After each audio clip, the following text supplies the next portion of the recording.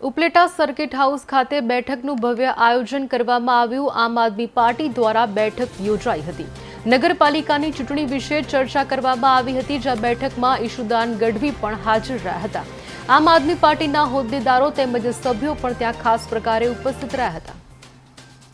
આજે ઉપલેટા ખાતે જે આગામી સ્થાનિક સ્વરાજ્યની ચૂંટણી આવી રહી છે, એમાં ઉપલેટા, ભાયાવદર અને ધોરાજી નગરપાલિકાના સંભવિત ઉમેદવારો, આગેવાનો, કાર્યકર્તાઓ સાથે આજે મિટિંગ કરી છે।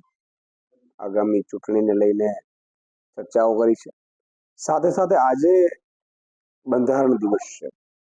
બાબા સાહેબ આંબેડકરે ભારતને અને એની આખી ટીમે બંધારણ બનાવીને ભારતને એક દેવો દેશ, લોકતંત્રનો, અત્યારે સૌથી મોટી લોકશાહી એ ભારતની છે અને બાબા સાહેબ આંબેડકર અને એમના સંવિધાનની ટીમને આભારી છે। ત્યારે આજે બંધારણ દિવસ છે। બંધારણ બચાવવું અત્યારે ખૂબ જરૂરી બની ગયું છે। તમે વિચાર કરો, અધિકારીનું કામ નથી કરતા, અત્યારે કોઈ પાર્ટીના કાર્યકર્તા તરીકે કામ કરે છે।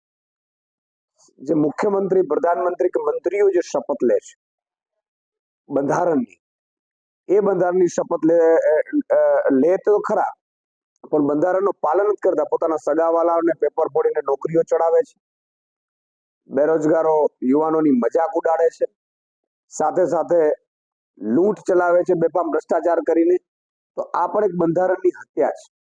સાથે વિપક્ષને આજે ગુજરાતમાં વિરોધ કરવાનો પણ પરવાનગી નથી। તમે વિચાર કરો, પશ્ચિમ બંગાળમાં કઈ ઘટના બને તો અહીંયાના ભાજપના પ્રદેશ અધ્યક્ષ ઉભા થઈને વિરોધો કરતા હોય તો એમને પરમિશનો મળી જાય, પણ ગુજરાતમાં પીડાઓ છે, ગુજરાતમાં બળાત્કારોની, હત્યાઓની ઘટના બને અને વિપક્ષ પરમિશન માંગે તો પણ વિપક્ષની પરમિશન પણ ન મળે। એટલે બંધારણની હત્યા સરેઆમ થઈ રહી છે ગુજરાતમાં।